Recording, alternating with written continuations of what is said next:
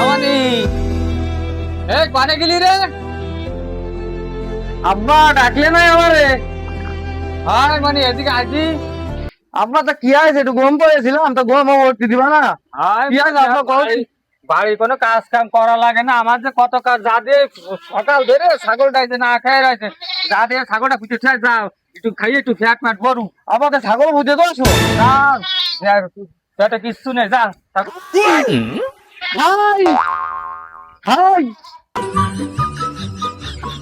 আব্বা তো কইলো ছাগলটা বুঝে তো আসছি, পুঁতে তো আইছি। কষ্ট হয়ে গেছে, একা একা অত বড় ছাগল কি ভুতা যায়? আরে কুদাল যে ওজন, এতে আজকে আমার শেষ করে ফেলেছে। যাই দে আব্বার কাছে যাই, ছাগল বুঝে। আব্বা ছাগল বুঝে তো আইতে ভালো রে, ছাগল বুঝে তো আইতে দড়ি দিয়েছে, ঘুর ঘুরে রে খাই আছে আব্বা।